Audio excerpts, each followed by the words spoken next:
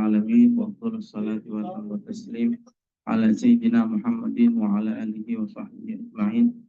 اللهم أخرجنا من ظلمات الوهم وأكرمنا بنور الفهم وافتح علينا بمعرفة العلم وسهل أخلاقنا بالحلم واجعلنا ممن يستمعون القول فيتبعون أحسنه.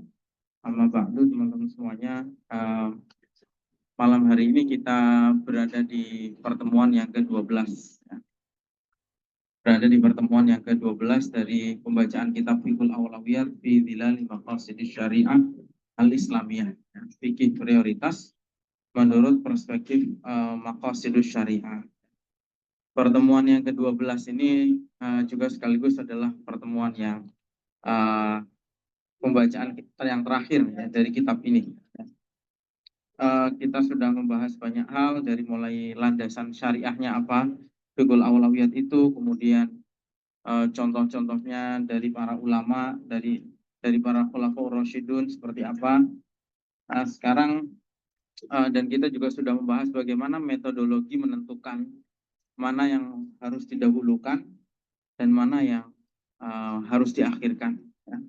Sudah banyak hal yang kita bahas. Nah, sekarang malam hari ini kita akan membahas Fiqhul Awlawiyat kaitannya dengan jihad. Ya. Ini pembahasan yang penting ya, karena jihad itu sering disebut sebagai one the most understood concept.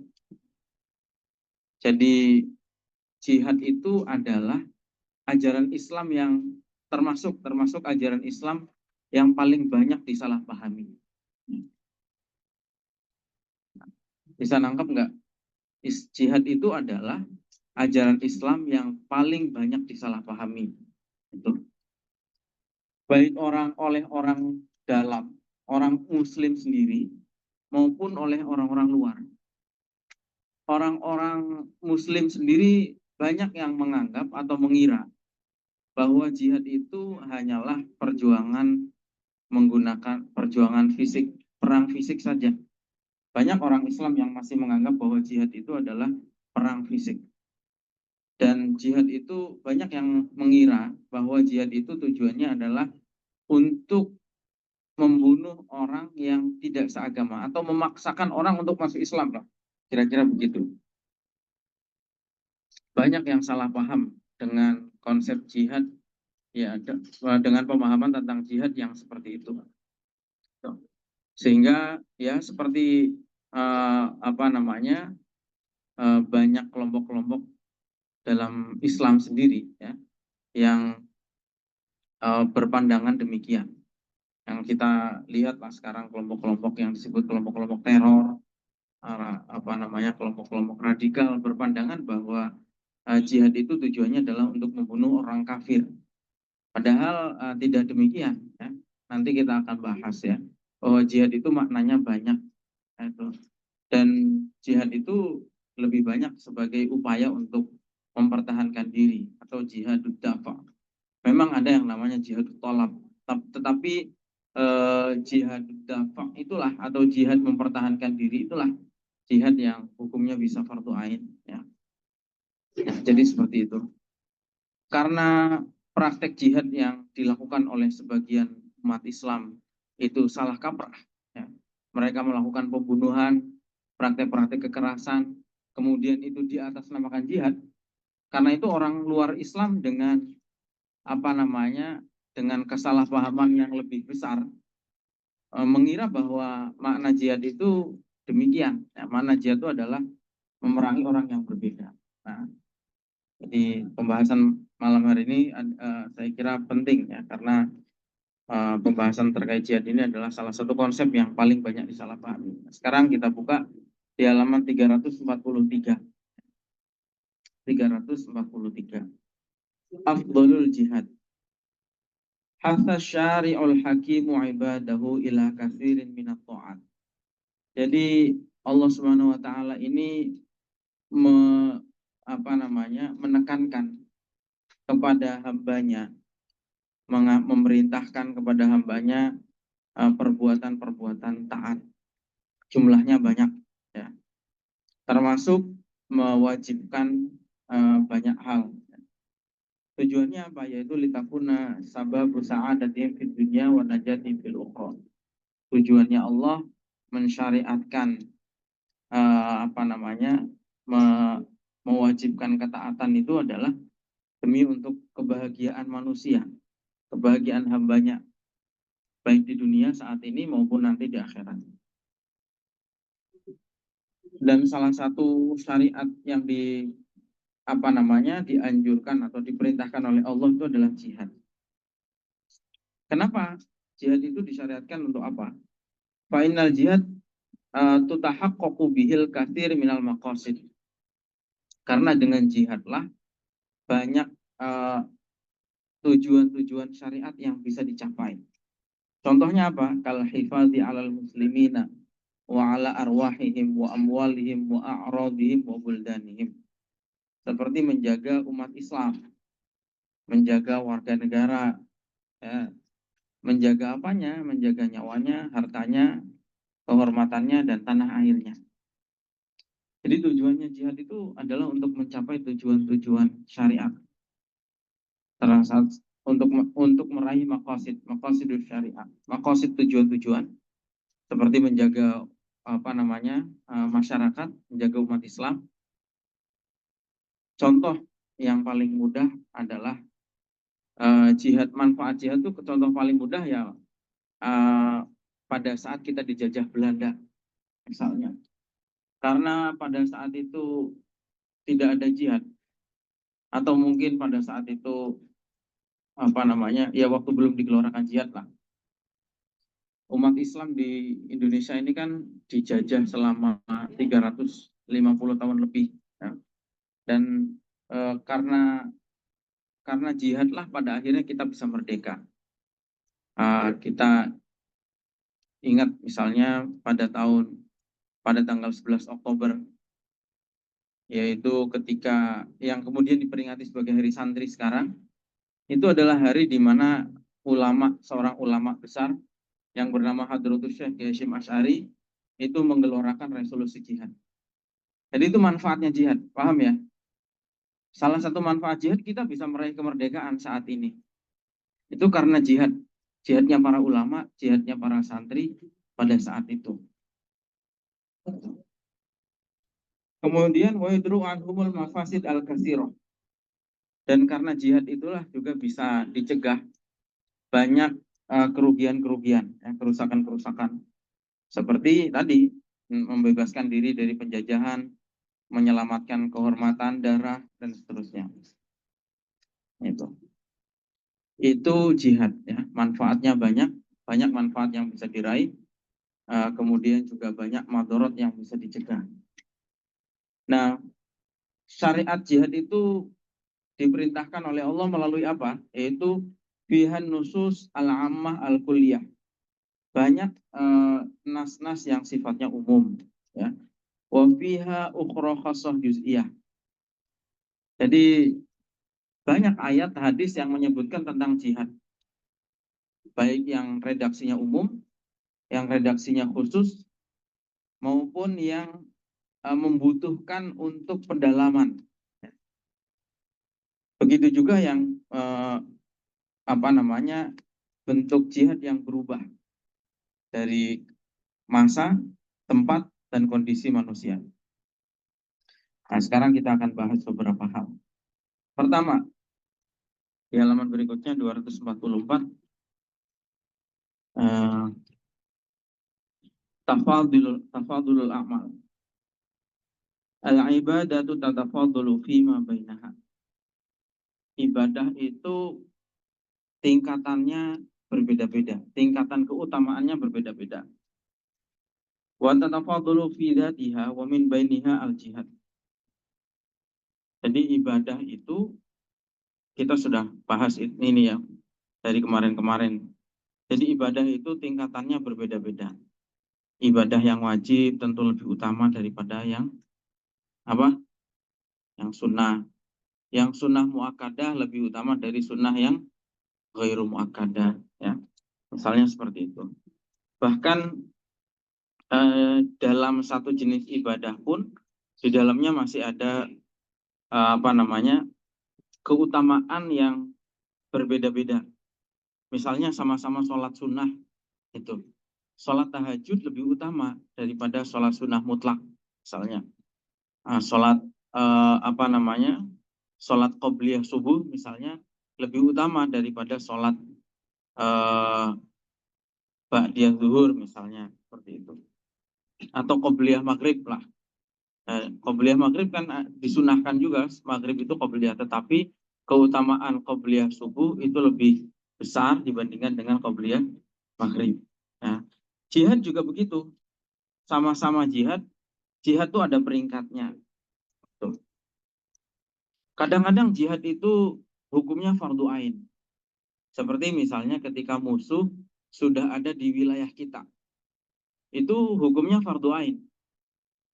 Pada saat itu misalnya yang jelas poin, nanti kalian bisa baca poin resolusi jihad yang pernah dikeluarkan oleh Kiai Hasyim Asy'ari pada saat Belanda masuk kembali dan Inggris ya, masuk ke Surabaya. Kemudian pada saat itu dikeluarkan resolusi jihad yang isinya adalah umat Islam yang berada di jarak 80 km dari kota Surabaya itu hukumnya fardu ain untuk melakukan jihad.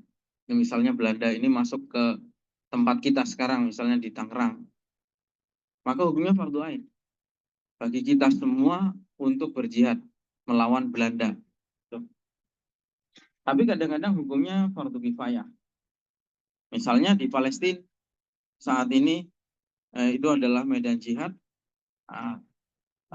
itu hukumnya fardu kifayah. Kita yang ada di sini, selama sudah ada yang melaksanakan di sana, kita gugur kewajibannya di sini. Dan kemudian ada yang sunnah muakkadah, ada yang sunnah ghairu muakkadah.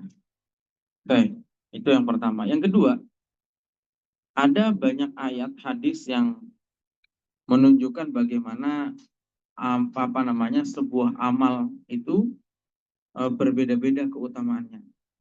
Ada ayat misalnya dalam surat Al-Kahfi, "Faman kana yarju liqa'a rabbih falyamal 'amalan shalihan wa la yusyrik bi ibadatihi ahada."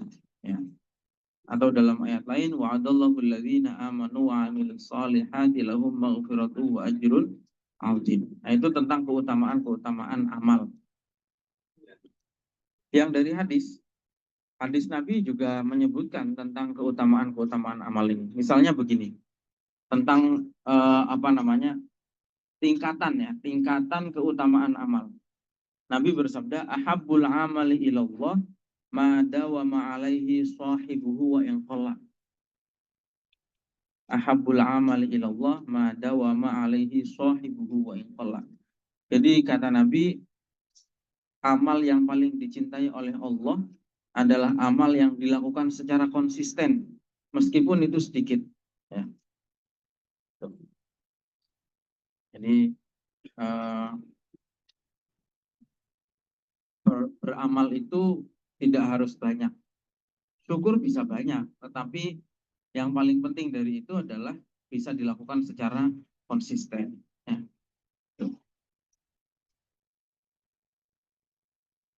Percuma kalau misalnya melakukan amal, misalnya sholat sunnah semalam 100 rakaat, besoknya sudah nggak sholat. Ya. Percuma. Waqaulun Nabi SAW dalam hadis lain Nabi mengatakan, alaikum minal amali ma tutiqun. Lakukanlah amal itu semampu kalian. Fa innallaha lan yamilla hatta tamillu. Karena Allah itu tidak akan bosan.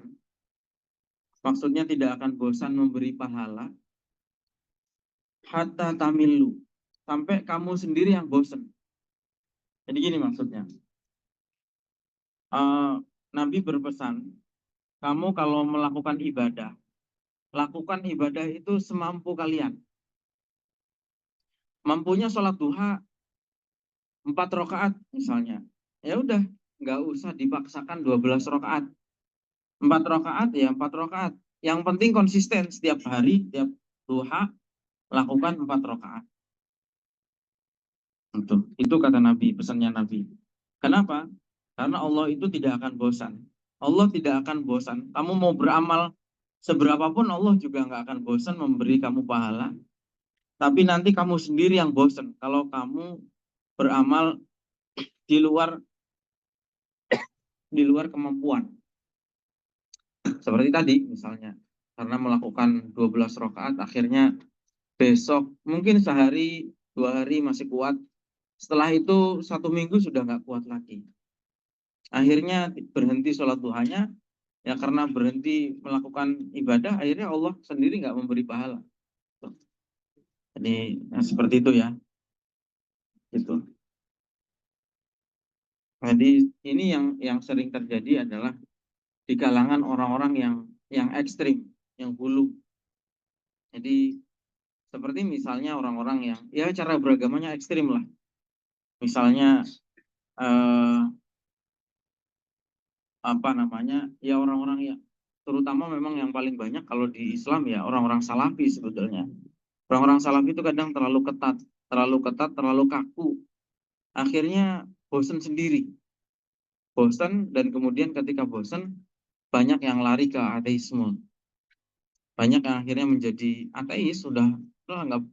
Misal banyak contoh ya orang-orang yang tadinya sangat kaku seperti itu. Yang paling gampang tuh ya yang populasi Salafi paling banyak ya di Saudi. Di Saudi itu tingkat ateismenya juga ternyata tinggi sekali. Di lingkungan kita juga mungkin ada orang yang tadinya sangat kaku ya. Kemudian ketika berhenti jadinya liberal karena sebelumnya sangat kaku, kemudian kemudian dia dendam atau ya dendam dengan masa lalunya, dengan kehidupan yang sangat kaku itu, akhirnya menjadi liberal. Ada orang yang tadinya nggak pernah buka cadar, misalnya tadinya pakai cadar, terlalu kaku mengharuskan diri pakai cadar, kemudian setelah lepas cadar malah nggak berkerudung, misalnya seperti itu. Jadi orang sebaliknya juga begitu. Ada orang yang terlalu klinik, kejawen, ada beberapa itu kolektor cincin keris kayak gitu. Ketika dia meninggalkan itu, dia langsung jadi salafi. Jadi kadang-kadang orang ekstrim itu kayak kayak bandulum ya. Kalau digerakkan ke kanan, dia akan jatuhnya ke yang sebelah kiri. Beda kalau istiqomah ya di tengah-tengah, tawasud ya, wasatiyah. Tuh. Nah seperti itu.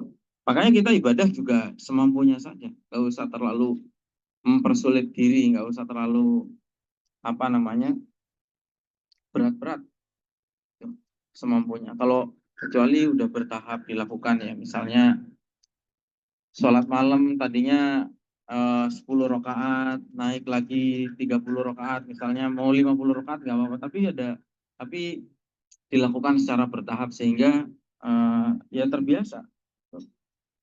Tidak menyalahkan amal yang apa namanya, amal yang keras ya, nggak salah, tetapi semampu kalian, karena kemampuan manusia itu beda-beda. Ulama-ulama dulu itu ya banyak yang apa namanya ibadahnya sangat keras, bahkan hampir jarang sekali istirahat tuh ya ada gitu. Banyak ulama-ulama yang seperti itu. Ada ulama-ulama yang eh, semalaman ibadah itu ya banyak, yang puasa terus banyak, tapi memang sudah kemampuannya gitu, mampu melakukan melakukan itu, jadi tidak ada masalah tuh. Nah kemudian hadis berikutnya Nabi mengatakan ahabbun nasi ilallahi anfa'uhum, manusia yang paling dicintai oleh Allah adalah yang paling bermanfaat ya.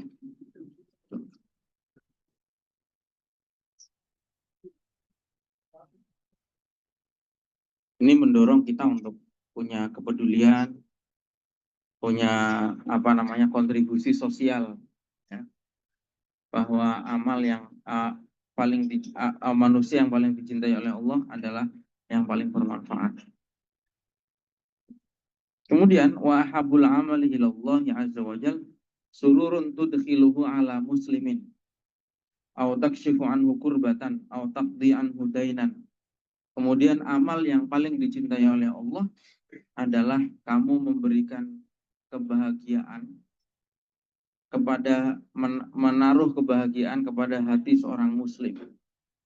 Aw takshifu anhu kurbatan, atau kamu membantu permasalahan orang lain. Aw taqdi anhu dainan, atau kamu membayar hutang orang lain. Aw tatruda anhu ju'an, memberi atau mengisi perut yang kosong kelaparan. Bahkan di sini Nabi bersabda, la an amshi ma'a akhil muslim fi hajatin ahabbu ilayya min an a'takifa fil masjidi syahran. Kata Nabi, saya membantu saudara saya muslim untuk kebutuhannya lebih saya sukai daripada saya iktikaf di masjid selama 1 bulan. Ya, iktikaf di masjid itu ibadah, tapi ibadah yang terbatas pada diri sendiri. Sementara ketika menolong orang itu adalah ibadah yang punya dampak kepada orang lain. Nah, ini lebih disukai oleh Nabi. Ya. Jadi kalau kita lihat ini di sini ya, sebaik-baik atau amal yang paling dicintai oleh Allah adalah kebahagiaan yang kamu taruh di hati seorang muslim, atau kamu membantu menyelesaikan persoalan seorang muslim, membayarkan hutangnya, mengisi perut yang kosong, membantu orang. Itu kita bisa menyimpulkan bahwa yang ditanamkan oleh Islam, ditekankan oleh Islam itu adalah nilai-nilai kemanusiaan, karena membantu sesama manusia. Gitu. Ulama mengatakan hormati makhluk, hormati ciptaan, karena menghormati sang Khalik. Kita ini menghormati manusia karena menghormati siapa? Penciptanya. Walaqad karramna bani Adam. Manusia itu sejak awal adalah makhluk yang dimuliakan oleh Allah. Ini tentang kemanusiaan. Makanya soleh itu bukan hanya soleh ritual. Orang sholat tahajud sendirian, misalnya puasa sendirian, itu soleh, ya, orang soleh. Tapi masih sebatas soleh yang sifatnya adalah ritual. Nah, ketika mulai membantu orang, kemudian membantu, menolong, berbuat baik kepada orang, maka itu disebut dengan kesalehan sosial.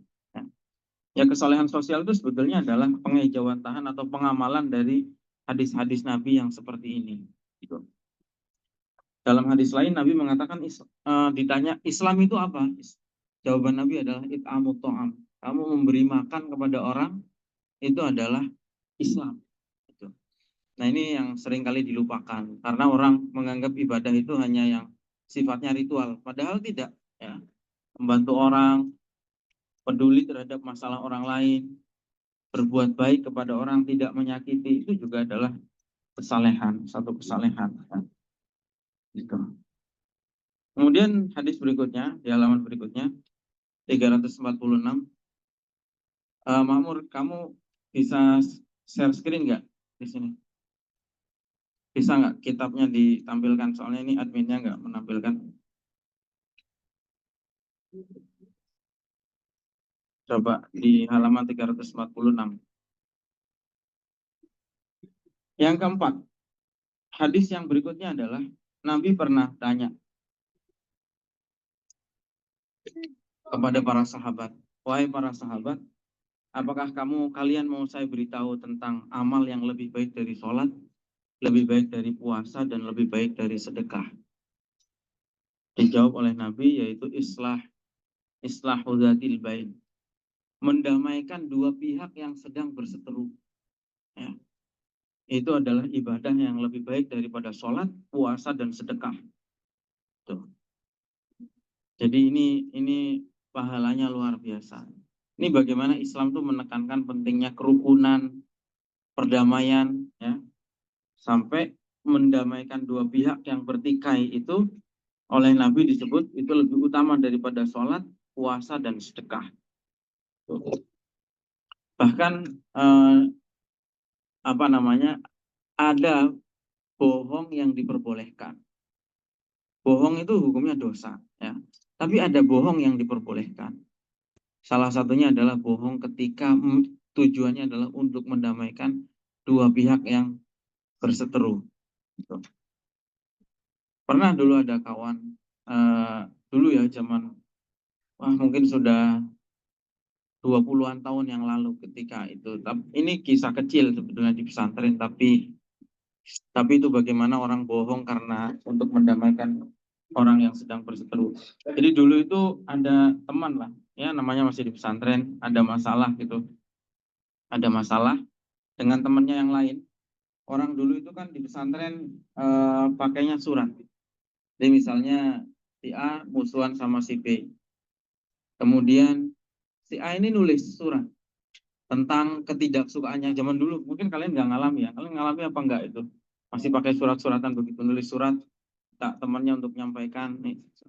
Kadang-kadang surat isinya ya menghujat gitu ya. Maksudnya orang namanya orang nggak suka poinnya begini. Kalau dulu itu orang mau ngancam berkelahi juga pakai surat. Nanti ketemu di sini jam sekian gitu.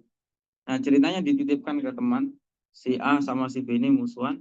Si A ngirim surat, tolong sampaikan surat ini kepada si B melalui si C. Kemudian sama si C itu suratnya diterima dan disalin ulang dengan kalimat yang dia tulis sendiri.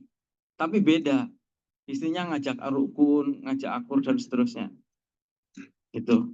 Dan surat itu disampaikan kepada, jadi misalnya surat itu misalnya isinya begini, saya itu sebetulnya nggak musuh kamu, cuman saya begini. Nanti kemudian setelah surat yang dia tulis sudah dia ubah dengan kebaikan-kebaikan itu, dia sampaikan kepada si B, kemudian si B menulis balasannya dan dia periksa lagi surat itu diubah, kasihkan ke, akhirnya si A sama si B itu rukun.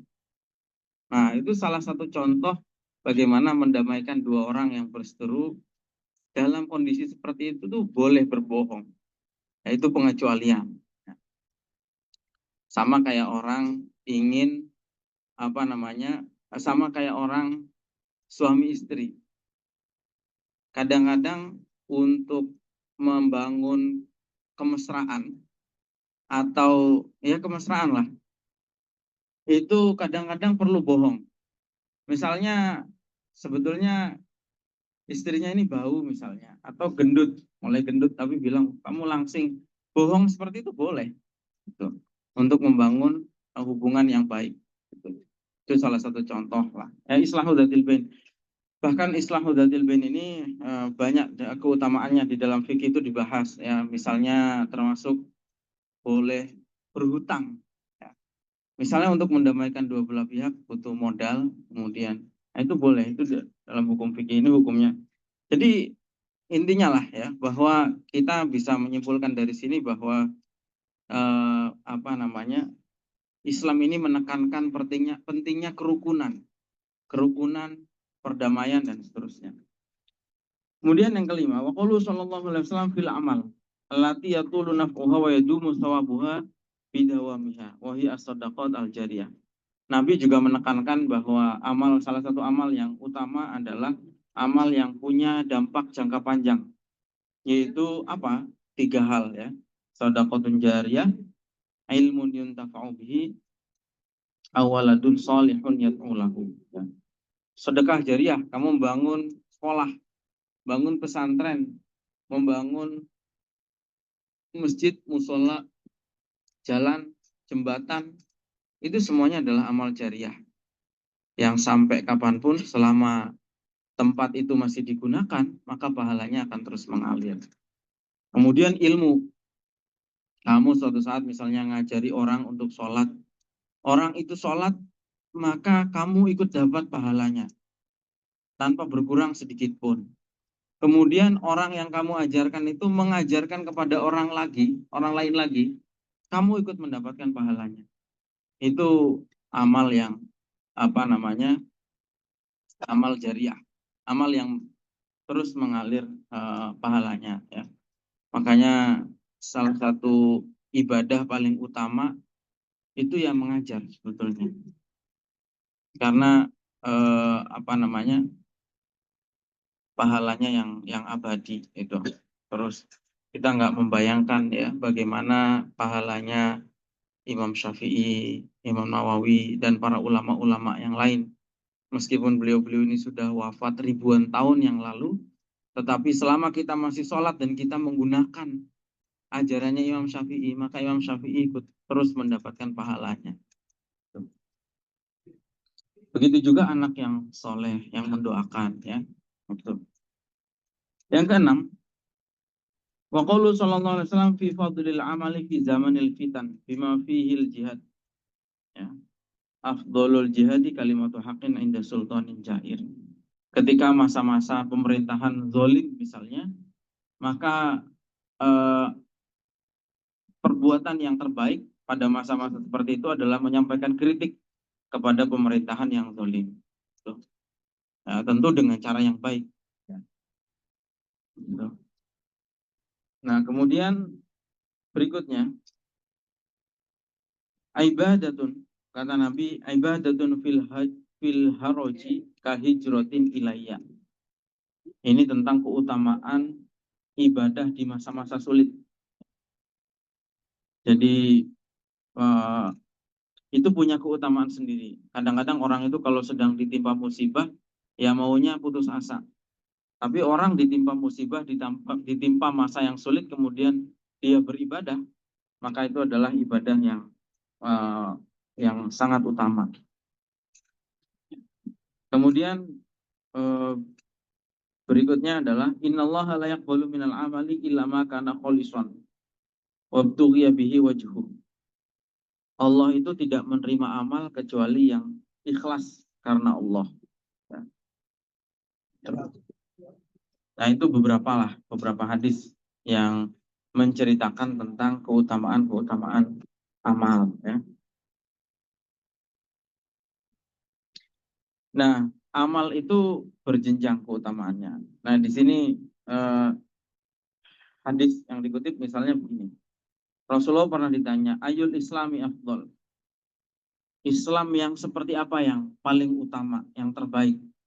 Kemudian Nabi menjawab, man salimal muslimuna min lisanihi wa yadihi. Ini hadis yang mestinya sudah sering kita dengar, ya.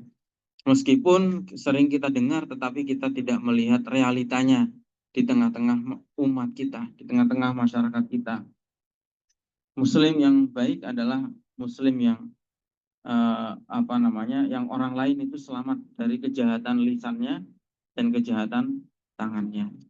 Sementara sekarang ini kecenderungan banyak sekali para penceramah-penceramah yang dalam ceramahnya menghujat, kemudian memfitnah, ya, merendahkan orang. Seperti kemarin lah yang rame-rame terkait penjual es teh, ya. Tapi itu jadi banyak tradisi yang seperti itu.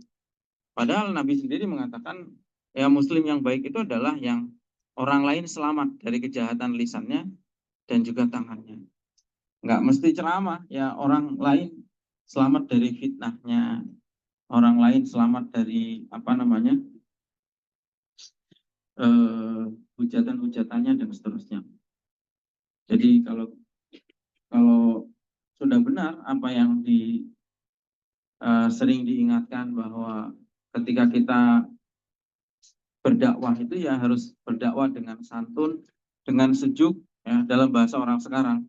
Ini sebetulnya adalah pengamalan dari hadis ini, gitu. Nah, sekarang banyak orang yang ceramah mencaci maki misalnya, kemudian mengagitasi, memprovokasi massa, gitu. Nah, ini kan tidak mencerminkan Islam sebagaimana tergambarkan dalam hadis ini, gitu. Kemudian yang kedua, wa'an rajulin min khos'am.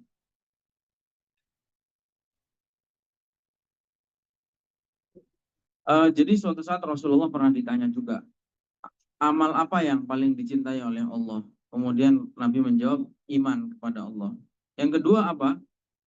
Wahai Rasulullah, yang kedua adalah silaturahim. Baru kemudian yang ketiga apa? Amar ma'ruf nahi munkar, ya. Silaturahim ini penting, ya. Kadang-kadang mungkin kalau silaturahim ini salah satu hal yang di kota orang sudah banyak melupakan. Karena orang kota ini interaksinya sangat sedikit karena hidupnya individualistik. Mungkin kalau kalian masih di pesantren nggak terlalu kerasa, tapi kalau sudah hidup di masyarakat, di lingkungan-lingkungan seperti inilah, rata-rata apa namanya, sama tetangganya nggak kenal, atau bahkan nggak usah itu ya. Kadang-kadang kalau nggak ada apa namanya, kalau nggak ada kepentingan yang mendesak, itu kayak nggak ada manfaatnya datang silaturahim itu. Padahal silaturahim itu adalah ibadah gitu. Ya apapun lah, silaturahim sekarang sudah nggak harus datang ya, dengan media-media yang lain masih bisa. Kemudian Nabi juga pernah ditanya oleh Aisyah terkait amal yang paling utama apa, jihad yang paling utama apa. Afdolul jihadi hajjun mabrur, jihad yang terbaik adalah haji yang mabrur. Yang terakhir yaitu apa namanya, Rasulullah pernah ditanya oleh Ibnu Mas'ud, amal apa yang paling dicintai oleh Allah. Kemudian Nabi menjawab, as-sholatu ala waktiha, sholat di dalam waktunya. Kemudian apa? Birrul walidain, berbakti kepada orang tua ya. Baru kemudian yang ketiga adalah al jihadu fisabilillah. Jadi di sini keutamaan berbakti kepada orang tua itu lebih lebih tinggi dibandingkan dengan keutamaan jihad. Makanya pernah ada pemuda yang mau ikut perang, kemudian oleh Rasulullah ditanya, apakah kedua orang tuamu masih hidup? Kemudian ketika pemuda itu mengatakan iya masih hidup, dijawab oleh Rasulullah, fafihima fajahid, kepada kedua orang tualah kamu berjihad. Jihad kepada kedua orang tua itu maknanya apa? Ya berbakti. Jihad kepada orang tua itu ya berbakti kepada orang tua. Nah itu ya. Nah yang pertama tadi apa? As-sholatu ala waktiha. Nah ini penting juga di apa namanya diperhatikan ya, bahwa amal yang paling utama itu adalah sholat di dalam waktu. Nabi mengatakan di dalam waktu. Artinya apa? Tidak harus awal waktu. Yang penting adalah masih di dalam waktu. Kenapa yang begini nih penting diingatkan? Jadi permasalahan itu ada di dua sisi. Pertama, orang yang nggak sholat tuh banyak.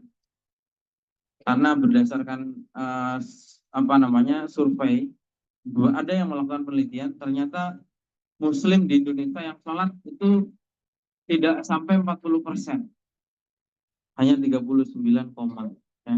Artinya sedikit sekali, separuh aja nggak ada.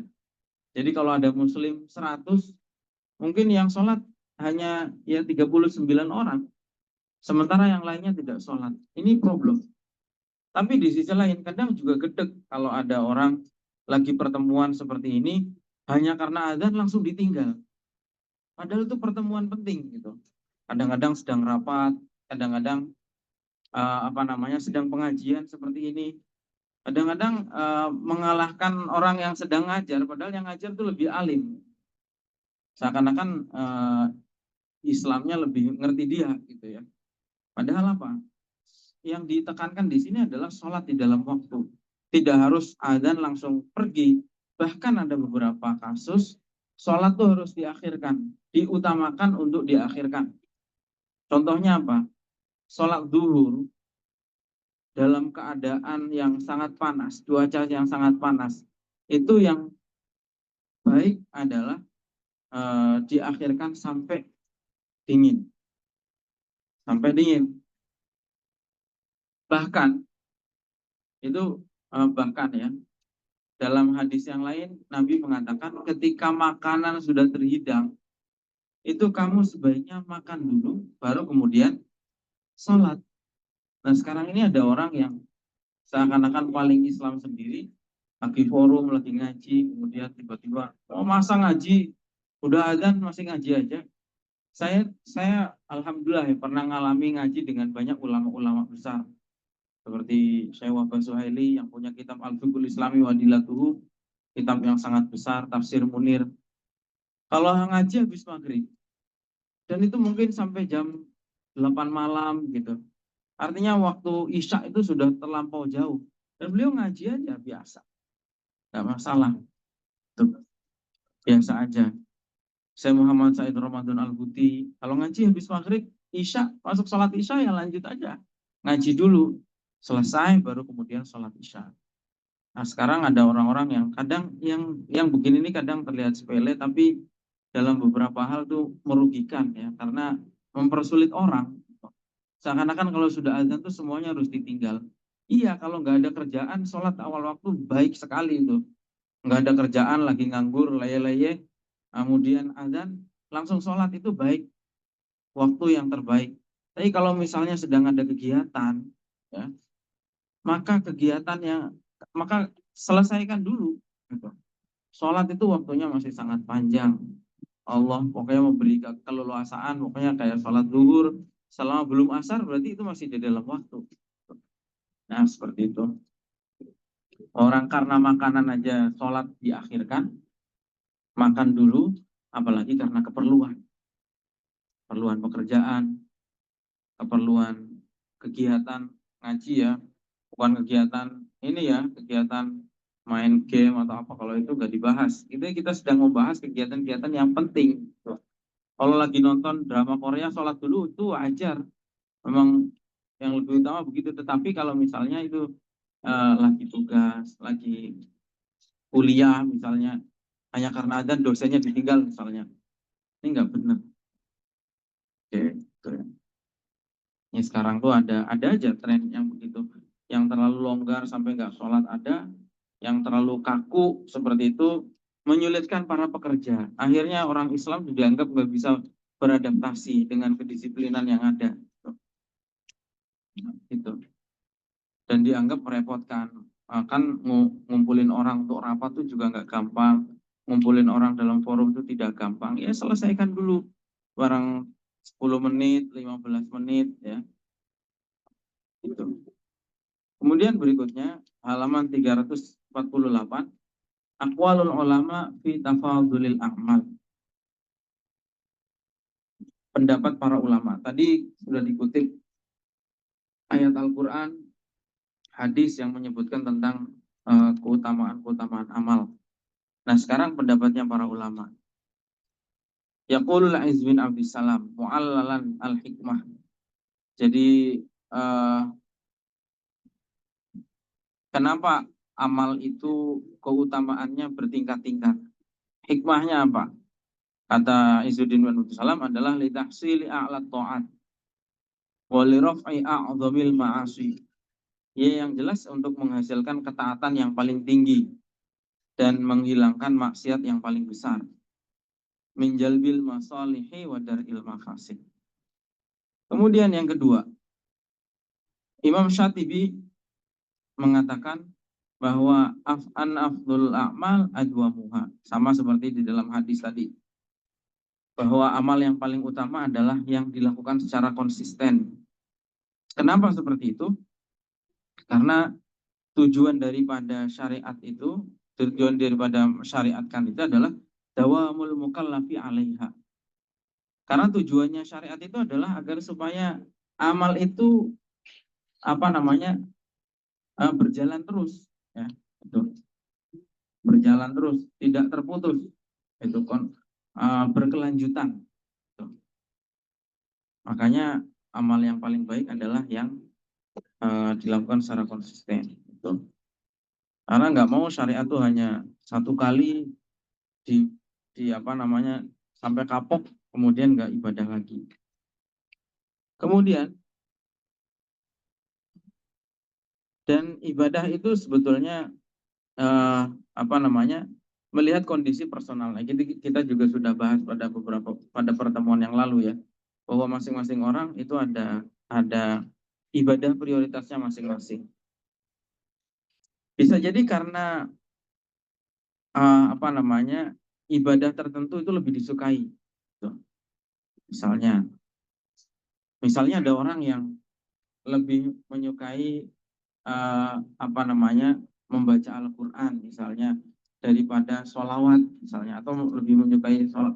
Ya udah, pokoknya itu berarti ibadah yang dia prioritaskan gitu. Sesuai dengan itu, sama-sama ibadah, mana jalan yang mau dipilih gitu, seperti itu. Sama seperti orang sakit ya, minum obat yang sesuai dengan apa namanya dengan kebutuhan. Dan yang lebih disukai, kadang dokter tanya, obatnya mau pil atau mau sirup, lebih suka yang mana, kan begitu. Karena itu mungkin akan apa namanya menjadi sugesti, menanamkan. Pokoknya jangan sampai ibadah ini membuat orang menjadi kapok. Mana yang disukai? Yang penting sesuai koridor ya. Terus kemudian berikutnya halaman 351. Aqwalul ulama fi fadlil jihad. Pendapat para ulama tentang jihad. Nah, ini sekarang mau memasuki pembahasan soal jihad ya. Poin yang pertama yang beliau sampaikan adalah begini. Al jihadu bisayfi mabniun ala jihadil ilmi wa far'un alaihi. Jihad menggunakan senjata itu adalah turunan dari jihad menggunakan ilmu. Gitu. Makanya jihad itu tidak berdiri sendiri, yaitu ada proses ijtihad dan mujahadah. Gitu. Jihad itu jihad tidak berdiri sendiri, maksudnya apa? Ada proses ijtihad. Orang apa namanya? Ijtihad itu yang mengerahkan pikiran, kemampuan, keilmuan gitu. Jihad, ijtihad dan mujahadah. Makanya di sini dikatakan jihad dengan menggunakan senjata itu adalah berdiri di atas jihad ilmu. Fajihadul ilmi aslun wa jihadun nafsi far'un. Jihad dengan ilmu itu adalah harus menjadi fondasi. Dan jihad menggunakan fisik itu adalah cabangnya.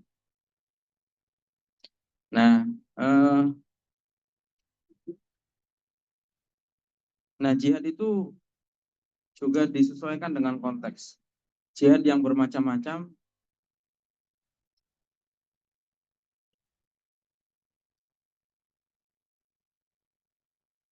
Nah, ini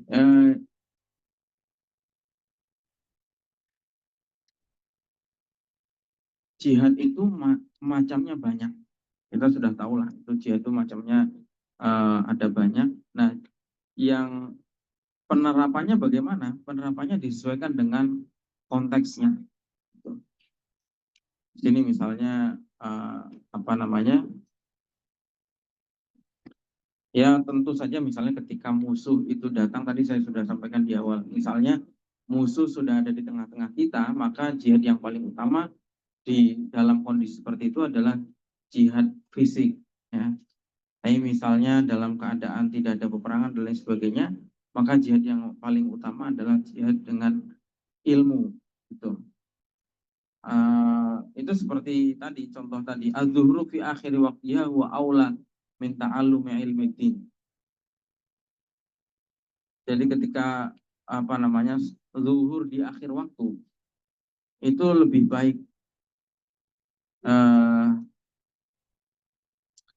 baik pada saat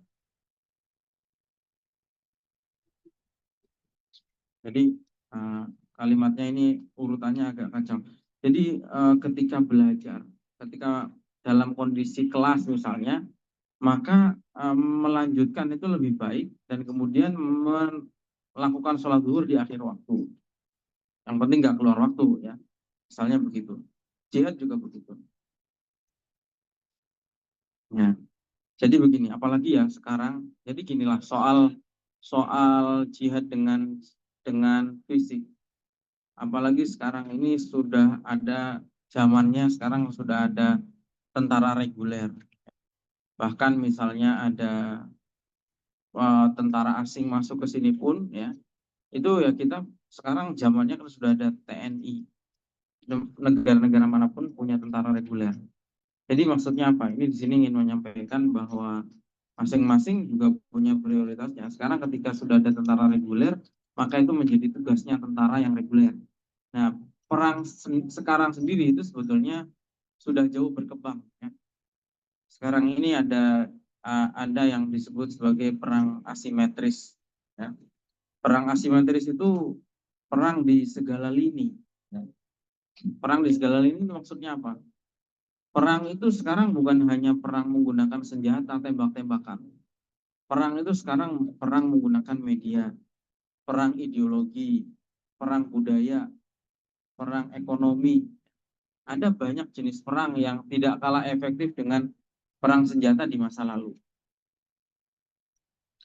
Misalnya, negara-negara tertentu itu kalau yang dalam konteks perang ekonomi misalnya, contoh paling gampang dulu Arab Saudi di zamannya Raja Faisal dulu pernah melakukan embargo minyak. Gak usah kirim tentara ke Amerika, nggak dikasih minyak udah hancur sendiri mereka. Mobil pakai minyak, motor pakai minyak, ngidupin listrik pakai minyak. Apalagi masak pakai minyak. Semuanya butuh minyak. Sehingga ketika diputus, jadi intinya jangan berpikir perang itu hanya ngirim senjata. Dengan begitu pun sudah terjadi peperangan dan musuhnya lumpuh. Gitu. Akhirnya menyerah kan karena di embargo minyak itu menyerah juga pada saat itu. Halnya begini lagi, perang media itu sekarang contohnya seperti apa? Atau dulu misalnya pernah terjadi perang candu. Perang candu itu nggak perlu ngirim senjata, kirim aja di suatu daerah itu di drop narkoba, akan hancur sendiri. Nggak usah ada tentara masuk ke situ juga negaranya udah hancur sendiri karena warganya udah pada kecanduan narkoba, minum minuman keras misalnya. Drop aja minuman keras rusak sendiri warganya. Itu. Atau misalnya perang budaya. Sekarang kita ini dalam kondisi dijajah secara budaya, dijajah oleh Barat, dijajah oleh Korea. Bagaimana anak-anak muda kita lebih berkiblat kepada K-pop dibandingkan kepada tokoh-tokohnya sendiri misalnya gitu. Sehingga K-pop ini sekarang menjadi kekuatan yang luar biasa. Kemudian contoh perang budaya itu ya bagaimana kayak negara seperti Korea Utara itu sangat terganggu bahkan melarang warganya untuk menonton film drama Korea. Itu kenapa? Karena perang budaya. Perang budaya itu misalnya Rusia atau beberapa negara yang lain, negara-negara seperti Kuba dulu pernah melarang semua produk Amerika.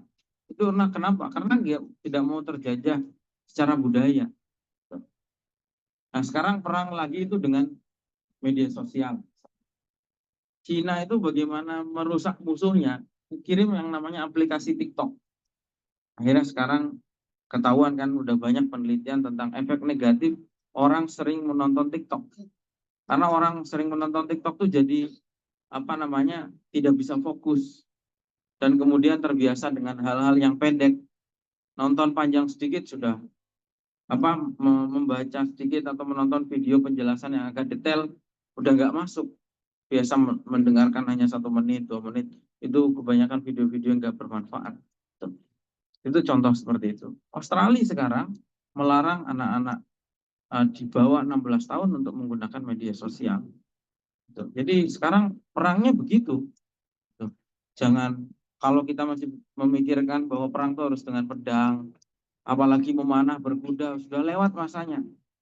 Itu orang yang masih latihan memanah berkuda dan lain sebagainya itu memahami hadis secara keliru tekstual. Kenapa Nabi mengajarkan memanah pada saat itu? Ya memang senjata pada saat itu memanah. Kalau sekarang senjatanya pakai drone, kalian latihan drone. Masa masih latihan memanah terus? Perang sama siapa? Sekarang udah nggak ada orang pakai panah. Ya. Jadi kadang-kadang kita terbelakang karena pemahaman Islam kita yang salah. Sekarang nih di mana-mana jadi tren. Ini olahraga sunnah Nabi. Dari mana? Olahraga sunnah Nabi. Nah, seperti itu. Jadi pemahaman kita juga harus berkembang sesuai dengan konteks. Ya. Dulu umat Islam bisa menang perang juga bukan hanya berpegang pada kuda memanah itu. Ya. Nggak usah jauh-jauh, zamannya Sultan Muhammad Al-Fatih menaklukkan Konstantinopel itu aja sudah pakai meriam, sudah pakai taktik perang yang luar biasa itu pada saat itu. Nah, sekarang kita kembali lagi di mana-mana. Jadi orang diajak untuk kembali ke zaman batu. Oh, orang Islam itu pemikiran yang terbelakang begitu ya. Hanya pikirannya sampai memanah segitu aja gitu. Misalnya gitu. Nah, jadi perang sekarang itu berkembang. Ketika kita mau berjihad, medannya sudah sangat bervariasi sekarang. Perang media, perang ideologi, perang budaya, perang ekonomi, gitu, dan seterusnya. Sekarang ya, kalau dan perang perang yang tadi saya sebutkan itu semuanya terjadi hari ini. Gitu. Seperti misalnya antara Amerika dan Cina, misalnya eh, melakukan perang dagang. Atau sekarang tambah luas lagi, tidak hanya Cina. Kalian sayangnya kurang baca, kalian harus baca-baca. Lihat misalnya beberapa negara besar itu membentuk lembaga namanya BRICS. BRICS itu Brazil, Rusia, India, Cina, dan South Africa, Afrika Selatan. Itu uh, ingin membentuk aliansi ekonomi di luar Amerika dengan menggunakan mata uang selain dolar. Bahkan kemarin BRICS itu berencana untuk membuat mata uang sendiri. Itu diancam oleh Donald Trump, presiden terpilih Amerika yang akan dilantik sekitar sebulan lagi, dengan mengatakan bahwa semua yang tidak menggunakan dolar, barang yang masuk ke Amerika pajaknya akan dinaikkan 100%. Itu juga membuat negara-negara takut, akhirnya nggak bisa memasukkan barang dagangannya ke Amerika dengan pajak yang sangat tinggi sekali. Itu namanya perang dagang. Kita juga begitu di Indonesia. iPhone 16 sampai sekarang nggak boleh dijual misalnya. Itu bagian dari perang dagang.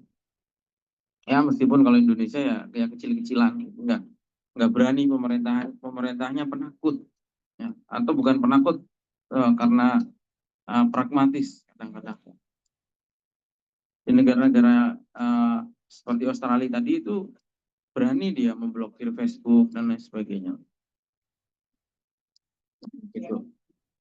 Ini perang sekarang di ini ya. Jadi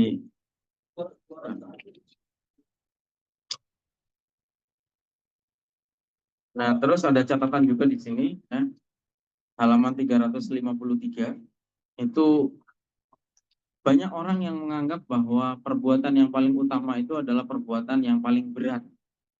Amal yang paling utama adalah amal yang paling berat dilakukan. Tapi menurut menurut apa namanya Ibnu Taimiyah di sini dikatakan bahwa bukan bukan beratnya sesuatu tolak ukurnya, tetapi adalah manfaat yang dihasilkan. Itu maslahat, manfaat, faedahnya. Itu. Kemudian Izzuddin bin Abdul Salam mengatakan begini, al jihadu dorbani. Jihad itu ada dua macam. Jihad menggunakan lisan ya, dengan argumentasi, dan jihad menggunakan senjata. Ini waktu itu ya ada dua. Waqad amarana Allah nahnul ulama bil jihad fi nusrati dini. Dan Allah telah memerintahkan kita sebagai orang yang mempelajari agama bahwa senjata perang kita itu adalah ilmu dan lisan. Ya, ini dibedakan prioritas antara jihadnya ulama dan jihadnya tentara. Jihadnya ulama itu ya jihad menggunakan lisan, jihad menggunakan tulisan, ya, jihad menggunakan argumentasi. Ya. Kemudian 355 di paragraf yang terakhir, wal khulasoh, kesimpulannya adalah fa'inal muslim la yanfaku anil jihad. Muslim itu hidupnya tidak lepas dari jihad fisabilillah. Abadan. Selama-lamanya kita ini nggak lepas dari yang namanya jihad. Yujahidu nafsahu liyahmilaha ala ta'ah wa ala badlil mali wa nafsi fi sabili mardatillah. Jihad apa? Yaitu jihad melawan nafsu kita sendiri. Melawan nafsu untuk apa? Yaitu untuk melaksanakan ketaatan. Jadi kadang-kadang ibadah ini sangat berat dilakukan. Kalian mau berangkat ngaji ke sini dalam keadaan digoda oleh setan untuk main HP, ya, untuk untuk ngobrol dengan teman, untuk main dan seterusnya. Untuk bisa sampai ngaji, untuk bisa sampai sholat, untuk bisa sampai zikir dan seterusnya itu butuh jihad. Jihad melawan apa? Jihad melawan nafsu kita sendiri untuk melakukan ketaatan. Begitu juga untuk meninggalkan kemaksiatan. Orang maksiat itu enak. Orang ya Allah alam nggak pernah kerasa. Misalnya orang adu ayam misalnya, ya, atau ya adu ayam bagi orang yang senang kan enak. Mungkin main judi, mungkin pacaran, mungkin mencuri, mungkin merampok, itu enak gitu. Atau apapun lah, apapun itu, berbohong dan seterusnya. Tapi kita diperintahkan untuk berjihad melawan nafsu yang mengajak kepada keburukan itu. Dan itu adalah jihad. Jadi intinya jihad itu adalah segala hal kebaikan yang dilakukan dengan kerja keras. Karena jihad itu dari asal kata jahada, ya, artinya berupaya, bekerja keras. Kemudian halaman berikutnya, afdholu anwa'il jihad. Jihad yang paling utama. Kesimpulannya dalam pembahasan ini, fa'afdholu maratibil jihadi al-jihadu bin nafsi. Jadi jihad yang paling utama adalah jihad melawan nafsu kita sendiri. Makanya dalam hadis yang sangat masyhur Nabi mengatakan, roja'na minal jihadil asghar ila jihadil akbar. Ya. Pada saat pulang dari suatu peperangan, Nabi berkata kepada para sahabat, kita ini pulang dari jihad kecil menuju jihad yang besar. Kemudian sahabat tanya, jihad apa yang lebih besar? Yaitu jihadul qalbi, jihad mengendalikan hati kita sendiri, atau jihadun nafsi wal hawa, melawan hawa nafsu. Jadi yang pertama, jihad yang paling utama adalah jihad melawan nafsu kita sendiri. Karena jihad melawan nafsu itu kan jihad melawan diri kita sendiri, melawan keinginan kita sendiri, melawan ego kita sendiri. Kalau jihad perang itu tujuannya untuk mengalahkan orang lain, ya. Tapi kalau jihad nafsu adalah mengalahkan keburukan diri kita sendiri.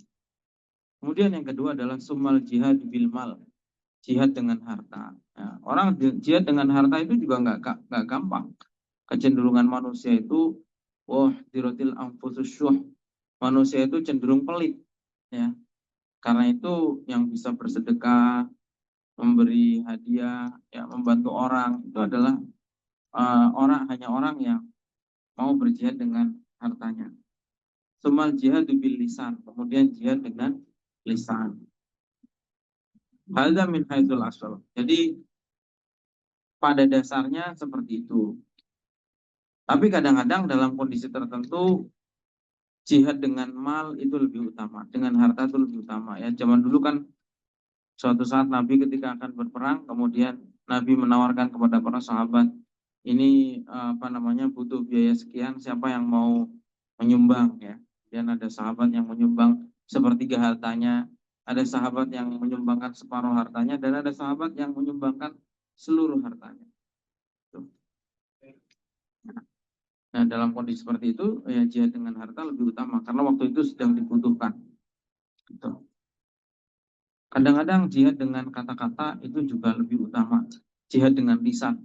Misalnya ketika kezaliman itu menyebar, kemudian tidak ada orang yang berani menyampaikan kritik, maka menyampaikan kritik itu adalah jihad yang paling utama. Al-Khulasah. Halaman berikutnya. Innal jihad fi umumiyatihi wa kulliyatihi fardun 'alal kifayah. Intinya adalah jihad itu secara umum hukumnya fardu kifayah. Sehingga ketika sudah dilakukan oleh sebagian orang, maka kewajibannya gugur bagi yang lain. Aw hina yadkhulul kufar baladan islamiyan fayakunul jihadu fardu ainin. Kecuali ketika orang kafir sudah memasuki negara kita, maka hukumnya fardu ain. Seperti yang tadi saya contohkan resolusi jihad itu tadi. Resolusi jihad itu dulu hukumnya dalam poin resolusi itu hukumnya fardu ain bagi orang yang berada di jarak kurang dari 90 km. Itu hukumnya fardu ain untuk datang waktu itu ke Surabaya untuk bertempur melawan Belanda, melawan Inggris. Ya, gitu. Tapi nggak boleh berlebih-lebihan juga. Masalahnya sekarang jadi yang hukumnya fardu kifayah ya fardu kifayah ya. Itu jangan digeneralisir karena kalau kelompok-kelompok teror itu melebih-lebihkan. Contoh misalnya ada tokoh yang sering dijadikan rujukan oleh kelompok teror itu namanya Abdul Azam. Abdul Azam itu adalah tokoh yang menulis kitab judulnya adalah Al-Jihad min ahammi furudil a'yan. Dia mengatakan bahwa jihad itu adalah fardu ain yang paling utama. Padahal para ulama mengatakan jihad itu fardu kifayah. Jihad itu hukumnya fardu kifayah. Kayak sekarang di Palestina, orang berjihad melawan kejahatan Israel itu hukumnya fardu kifayah. Kalau fardu kifayah sudah ada yang melaksanakan, gugur kewajiban. Kalau fardu ain, kita semua di sini berdosa karena kita tidak membantu orang di sana. Ketika hukumnya fardu ain, konsekuensinya umat Islam dimanapun semuanya berdosa. Makanya ulama mengatakan hukumnya fardu kifayah. Nah gitu.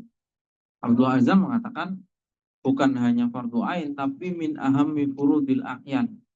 Fardu ain yang paling utama. Jadi menurut Azam itu selama ada satu jengkal tanah umat Islam yang dijajah, maka fardunya sholat 5 waktu dan seterusnya itu kalah sama fardu ainnya jihad. Nah ini yang terlalu berlebih-lebihan. Bahkan ada yang memasukkan jihad itu sebagai tambahan rukun Islam. Itu juga terlalu berlebihan. Jadi sesuai porsinya aja. Tidak perlu mengurangi, tidak perlu menambahi. Kalau mengatakan bahwa jihad dengan senjata itu sudah tidak diwajibkan lagi, itu juga salah. Suatu saat mungkin ketika penjajah itu datang, ya hukum itu berlaku lagi, hukum yang dulu disyariatkan. Makanya ulama-ulama dulu yang jihad dulu kan di Indonesia ini juga para ulama. Pangeran Diponegoro itu ulama, memimpin perang Jawa selama bertahun-tahun sampai Belanda rugi besar karena tidak mampu mengalahkan Pangeran Diponegoro. Ya pertempuran Surabaya yang diperingati sebagai Hari Pahlawan tanggal 10 November itu juga jihad yang dilakukan oleh para santri dan NU. Tapi dalam kondisi sudah merdeka, sudah damai seperti ini, para ulama ya mengubah jihad yang tadinya menggunakan fisik, sekarang jihadnya adalah jihad dengan pendidikan, dengan dakwah dan seterusnya. Jangan dibolak-balik. Seperti itu. Sekarang karena kekeliruan sebagian orang itu tadi ya, atas nama jihad kemudian ngebom masjid ya. Ini jelas keliru. Membunuh orang kan terjadi di mana-mana ya. Di ya di mana-mana lah. Di Makassar, di Cirebon, ada orang sholat Jumat dibom, katanya jihad. Ini jelas menyimpang ya. Jadi al jihadul aini fi waqtihi ay waqta wujubihi huwa ibadatun min afdhalil ibadat. Jadi sesuai konteksnya pada masa itu zamannya Belanda, ya jihad paling utama untuk mengusir musuh. Sekarang penjajahnya sudah nggak ada, ya jihad paling utama adalah dengan dakwah, dengan pendidikan, dengan membangun ekonomi, dengan membangun kohesi sosial dan lain sebagainya. Al jihad bilisan wa afdhalu anwa'il jihad bihaqid du'at wal ulama.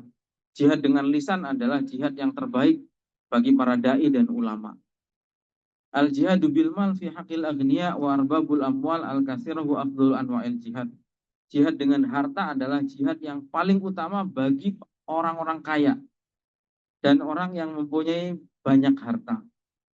Ya, gitu.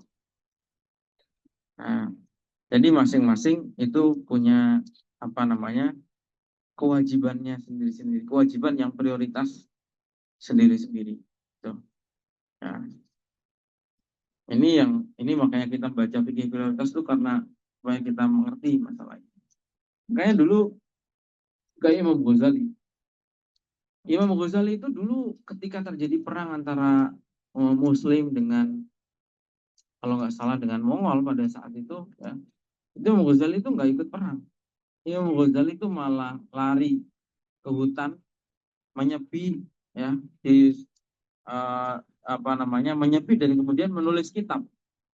Karena Imam Ghazali memandang bahwa ibadah yang paling utama bagi dirinya sebagai orang alim nantinya adalah menghidupkan kembali ilmu setelah orang fokus perang, ya, dan seterusnya.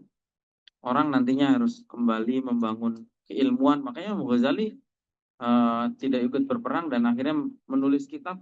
Kitab itu kemudian yang disebut dengan kitab Ihya Ulumuddin. Itu ditulis pada zaman ketika Imam Ghazali tidak ikut perang. Nah, seperti itu.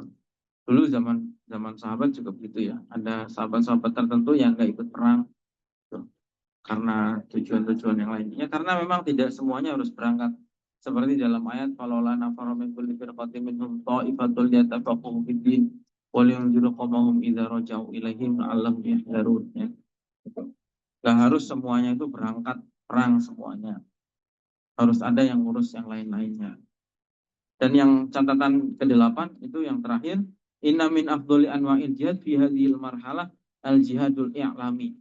Jihad yang paling utama menurut penulis kitab ini, ya, pada hari-hari ini adalah jihad menggunakan media.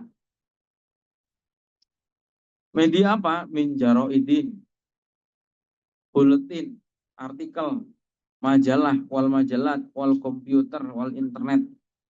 Dengan media sosial. Jihad yang paling utama sekarang adalah itu menurut beliau. Untuk, ya, min daruriyatil marhalah. Ya, kok. Tadi saya sebutkan salah satu lini berperang pada hari ini itu adalah perang media. Perang media. Perang media ini contohnya bagaimana? Ya, perang misalnya contoh antara orang yang yang suka dengan Islam dan yang benci dengan Islam. Orang yang benci dengan Islam, ya, dengan medianya mengolok-olok Islam, menjelek-jelekan ajaran Islam, menjatuhkan Islam, dan seterusnya. Sehingga banyak orang termakan dengan propaganda-propaganda seperti itu. Itu salah satu contoh perang dengan media. Ya. Ya, contoh misalnya yang paling gampang lagi, ya, yaitu dunia barat lah. Dunia barat kan menggambarkan Islam dengan cara-cara yang tidak baik. Atau sekarang, ya, yang akhir-akhir ini orang Islam sendiri yang menjelek-jelekan Islam. Seperti ISIS. ISIS itu tidak usah ada orang-orang yang keliling di kampung-kampung, ayo bergabung dengan ISIS, berangkat ke Suriah, nggak perlu. Cukup pakai Facebook, ditebar, ya, propagandanya, akhirnya berbondong-bondong orang Indonesia berangkat ke Suriah. Seperti itu peran media. Dan kemudian dengan media-media seperti itu, ISIS menampilkan video orang disembelih, ISIS menampilkan video orang dibunuh secara massal, ditembakin, orang digorok menggunakan senjata yang tumpul, digergaji mesin dan lain sebagainya.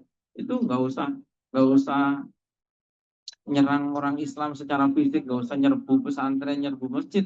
Cukup dengan media, citra Islam sudah rusak sendiri. Orang akan menganggap bahwa Islam itu agama yang nggak benar. Dan yang melakukan adalah orang yang mengaku Islam sendiri, yaitu seperti ISIS. Yang sebetulnya mereka itu ya alat-alatnya Amerika, alat-alatnya Israel. Gitu. Nah, gitu, ya. Jadi ini perang media. Al-Khatimah wan Nata'ij wa Tawsiyah. Penutup. Ya, laqad kanat hadhihi dirasatul fi fiqhil awlawiyah. Jadi kitab ini menerangkan tentang fikih prioritas. Sudah banyak yang dibahas, mulai bagaimana landasan syariahnya, dari Al-Quran, dari hadis, kemudian Khulafaur Rasyidun. Jadi dari kitab ini kita tahu bahwa ada skala prioritas dalam menjalankan ibadah. Ada hal-hal yang ibadah-ibadah tertentu yang memang harus didahulukan. Ada ibadah-ibadah tertentu yang memang harus diakhirkan. Kemudian jangan sampai seseorang meninggalkan yang wajib demi meraih yang sunnah. Jangan sampai seseorang menyamakan antara yang paten dan yang bisa berubah. Dan seterusnya. Dan kitab ini, karena kitab ini pada awalnya itu adalah disertasi, maka di sini ada beberapa catatan tentang kontribusi kitab ini itu apa. Ya. Jadi pembahasan fikul aulawiyat ini, istilah fikul aulawiyat ini istilah yang baru. Dan penulisan kitab ini yang awalnya adalah disertasi itu punya kontribusi, ya, mencarikan atau memberikan landasan syariat dari fikul aulawiyat. Kemudian kitab ini juga menemukan bahwa semua hukum syariat itu mempunyai maqasid, mempunyai tujuan-tujuan. Kemudian dari pembacaan kitab ini, pesan beliau adalah la budda likulli muslimin an yaj'ala fiqhal awlawiyati baina yadayhi fi kulli amrin yuridu an yuqaddima alaihi. Jadi dari fikul awlawiyat ini juga bisa jadi bahan refleksi. Apakah selama ini ibadah yang kita lakukan itu sudah benar? Bukan hanya benar, tetapi sesuai dengan prioritas atau tidak. Misalnya ada seorang pelajar, santri, tapi kerjanya sholat sunnah saja. Sholat sunnah itu baik, tapi tidak tepat. Karena apa? Karena ada yang lebih prioritas, yaitu mengaji. Sholat sunnah itu ya baik, tapi ada yang lebih prioritas bagi seorang pelajar, bagi seorang santri, yaitu ikut ngaji. Misalnya seperti itu. Atau apapun lah, nanti kita dalam hidup selalu akan mengalami fase-fase seperti ini. Kadang kita harus sering memikirkan apakah langkah perjalanan kita yang kita lakukan sejauh ini itu sudah tepat. Apakah kita ini harus begini atau begini, itu ditimbang-timbang dan menimbang itu dengan fikul aulawiyat itu. Jadi saya kira ini penting ya. Dan yang terakhir, sebagaimana biasa, disertasi itu di halaman berikutnya ya, 362 itu ada at-tausiat. Tausiat itu rekomendasi, saran untuk pengembangan kajian ini ke depan. Bahwa masih banyak keilmuan-keilmuan Islam yang perlu dikembangkan. Ilmu itu terus berkembang. Dulu zamannya Nabi hanya ada Al-Quran dan ada hadis. Kemudian di era berikutnya ilmu itu berkembang, lahir ilmu nahwu, ilmu sorof. Karena Islam ini semakin luas, yang masuk Islam tidak semuanya orang Arab, yang orang Arab pun belum tentu paham susunan bahasa Arab, karena itu dibuat nahwu sorof. Ya. Kemudian berikutnya berkembang hadis-hadis yang sahih, kemudian hadis yang dhaif, karena itu disusun yang namanya ilmu hadis, gitu. Untuk mengetahui hadis sahih, hadis dhaif, untuk mengetahui matan, sanad, ya, dibuat namanya ilmu hadis. Ilmu hadis sendiri akhirnya bercabang-cabang. Ilmu hadis itu ada yang membahas soal asbabul wurud, misalnya ada yang membahas nasikh mansukh dan lain sebagainya. Ulumul Quran, ilmu fikih.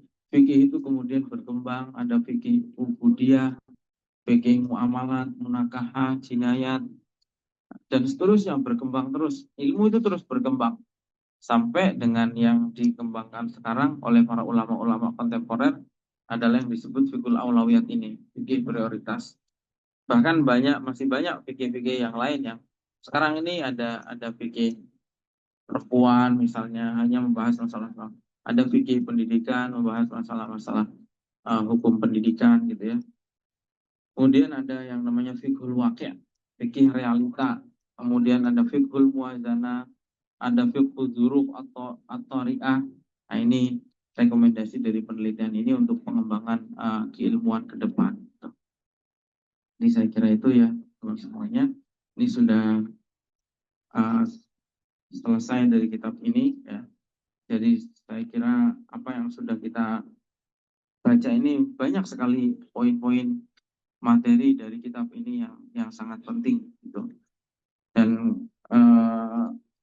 dari fikih prioritas inilah kita bisa menempatkan ibadah kita ya tepat sasaran sesuai dengan tujuan ketika satu ibadah itu disyariatkan oleh Allah gitu. Jadi saya kira itu ya dengan penutupnya hari ini yaitu soal fikih jihad sebagai konsep keislaman yang paling banyak disalahpahami dan bahwa ternyata jihad ini maknanya sangat luas dan ada prioritas bagi setiap orang yang berbeda-beda. Ada prioritas karena waktu, tempat yang terus berkembang, gitu ya, dan seterusnya.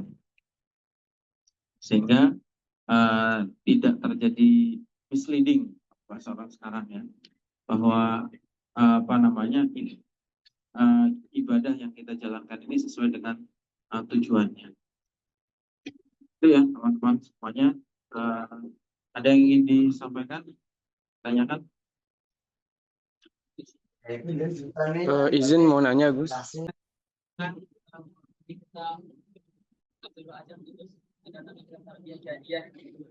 kitab-kitab yang pasti dibaca oleh kebanyakan kaum radikal. Nah, di dalamnya itu banyak menukil hadis-hadis ataupun perkataan para ulama.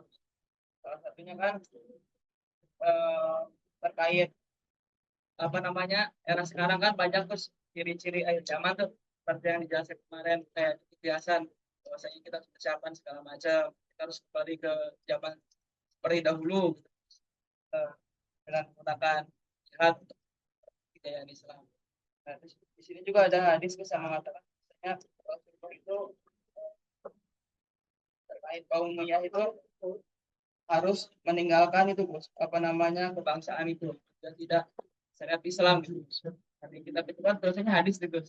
Nah, apakah itu hadis apa cuma karang-karangan Abdul Azam? Karena kan di situ disampaikannya tinggalkanlah bangsaan itu karena busuk atau kira-kira syariatkan Islam. Oke. Yang pertama terkait dengan akhir zaman ya. Jadi pembahasan akhir zaman ini juga salah satu pembahasan yang banyak sekali disalahpahami.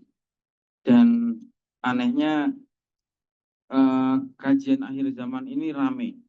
Bukan hanya yang keislaman ya, sebetulnya kajian akhir zaman di agama-agama lain juga peminatnya banyak. Kajian-kajian eskatologis, kajian-kajian tentang akhir zaman. Nah, khusus tentang hadis-hadis akhir zaman, itu sudah banyak ulama-ulama yang meneliti tentang yang pertama status hadis akhir zaman.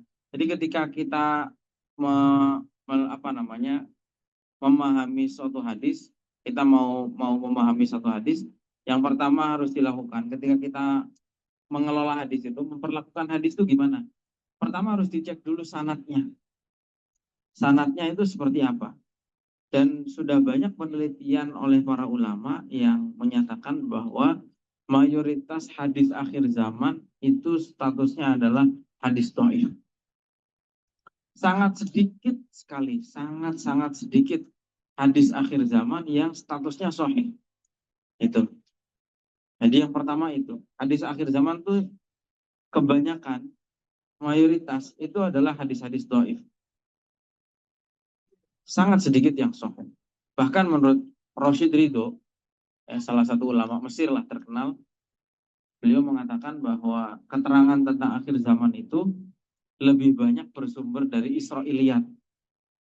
Israiliyat itu apa? Ya sumber di luar Islam, sumber orang-orang Yahudi, cerita-cerita orang Yahudi, cerita-cerita orang Nasrani. Tentang akhir zaman itu banyak seperti itu. di agama-agama lain juga terjadi ya. Ada di Indonesia udah pernah beberapa kali terjadi orang Kristen misalnya kumpul di gerejanya tidak mau keluar karena katanya sudah bentar lagi tinggal beberapa hari misalnya tinggal beberapa jam itu akan terjadi kiamat. Bahkan pernah terjadi di Uganda di Afrika orang sampai membakar diri di gereja, kumpul di gereja lalu kemudian ditutup semua pintu jendelanya dipaku, kemudian membakar diri di dalam. Itu di beberapa agama lain juga terjadi. Di Islam sendiri yang semacam ini juga ada. Ya, terutama sekarang ini adalah hadis-hadis akhir zaman yang menceritakan tentang atau mendorong orang untuk berangkat ke negeri Syam. Itu juga sudah banyak. Saya ada kitab penelitiannya Dr. Salahuddin Al-Idlibi namanya. Dr. Salahuddin Al-Idlibi itu orang Suriah asli yang meneliti tentang hadis-hadis yang berbicara tentang Syam. Daerah Suriah kan dulunya namanya Syam. Nah itu kesimpulannya dia juga tidak jauh berbeda dengan kesimpulannya Rashid Ridho. Ternyata hadis-hadis akhir zaman itu mayoritas statusnya adalah hadis dhaif, bahkan diantaranya palsu. Banyak yang palsu. Banyak hadis yang palsu. Contoh pada saat COVID. Pada saat COVID itu kan ada hadis macam-macam. Bahwa COVID ini salah satu tanda akhir zaman, dukhon dan lain sebagainya. Nyatanya sekarang COVID sudah selesai dan nggak terjadi apa-apa. Dulu katanya tahun berapa? Tahun 2002 ya. Dulu pernah ada film itu katanya akan terjadi kiamat. Ternyata sekarang 2024 belum kiamat juga. Tuh.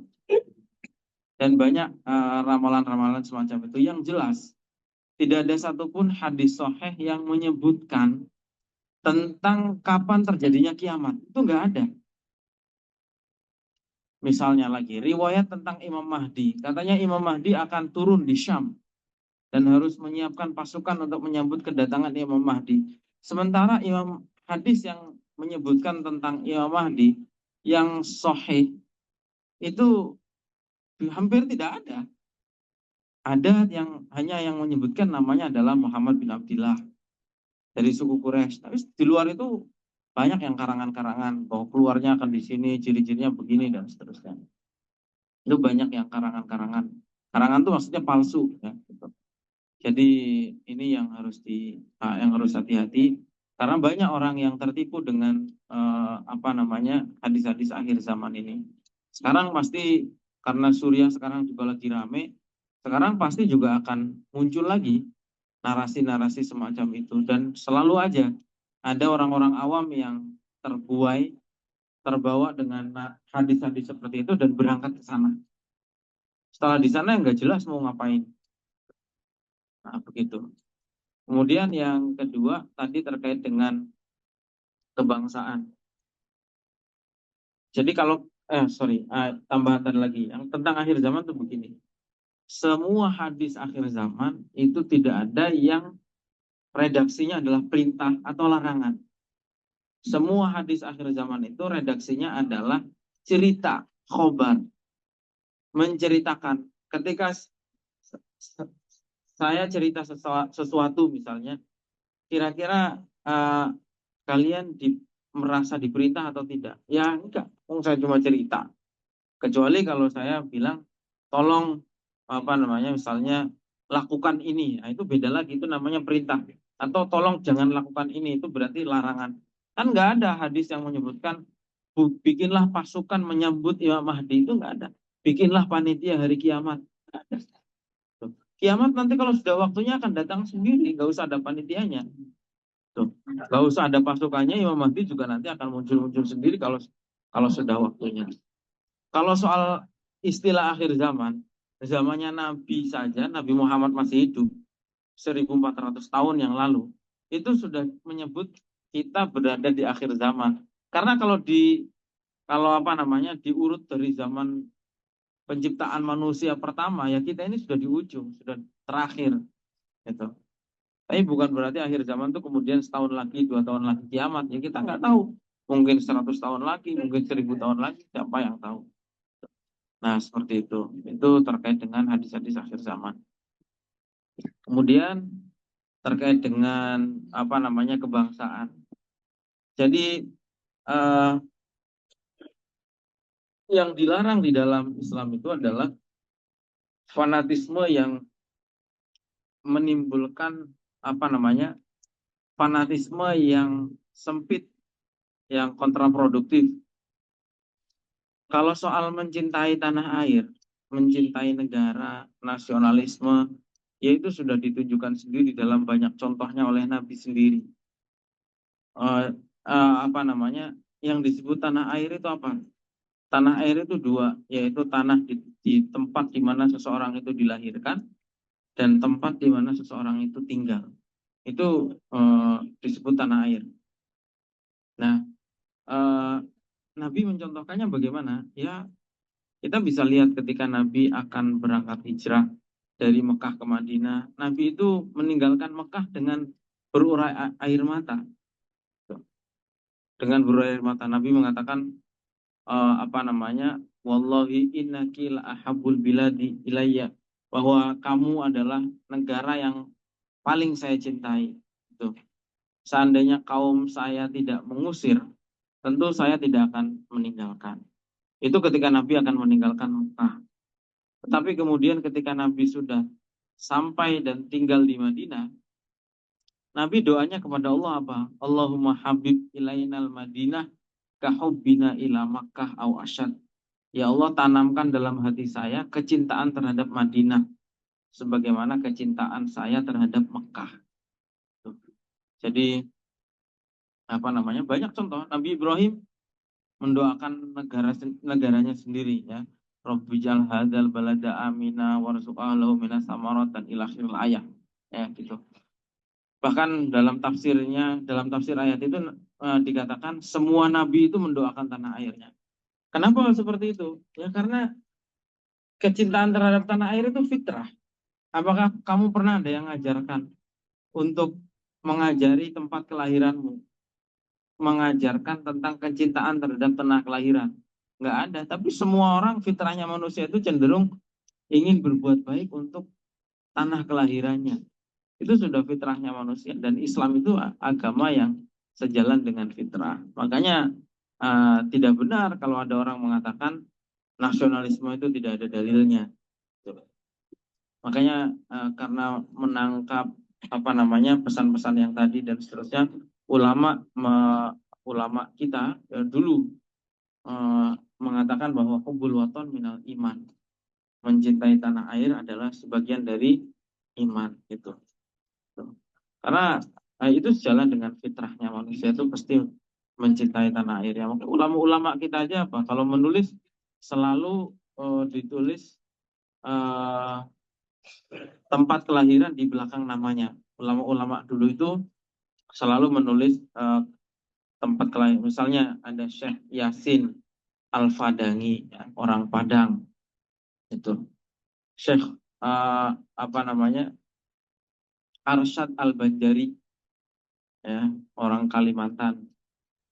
Syekh Khotib Sambas, dan apa namanya, Syekh Hamzah Fansuri. Selalu ulama-ulama dulu itu menyebutkan tentang tanah airnya di belakang namanya. Itu sebetulnya bagian dari kecintaannya. Ulama-ulama dulu juga begitu ya. Banyak ya. Al-Malibari itu orang Malibar India gitu. Ada Suki itu orang yang asli. Al-Masri orang Mesir, dan seterusnya lah. Imam Nawawi misalnya. Imam Nawawi itu namanya siapa coba? Pasti nggak ada yang tahu. Imam Nawawi nama aslinya siapa?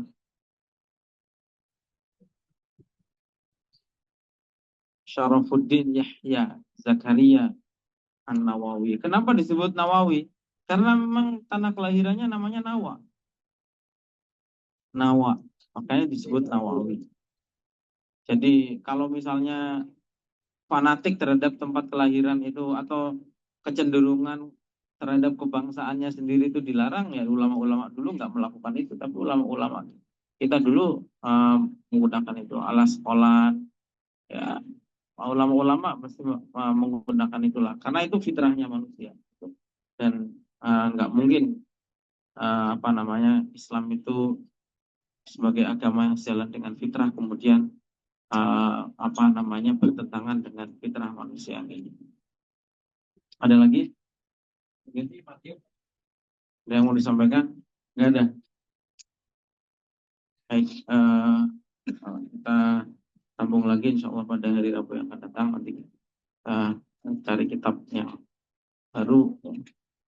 Mudah-mudahan apa yang kita baca dari kitab ini bermanfaat untuk perbaikan kualitas keimanan dan keislaman kita, dan juga kemanusiaan kita. Ya. Demikian, wallahu a'lam bishawab. Assalamualaikum warahmatullahi wabarakatuh.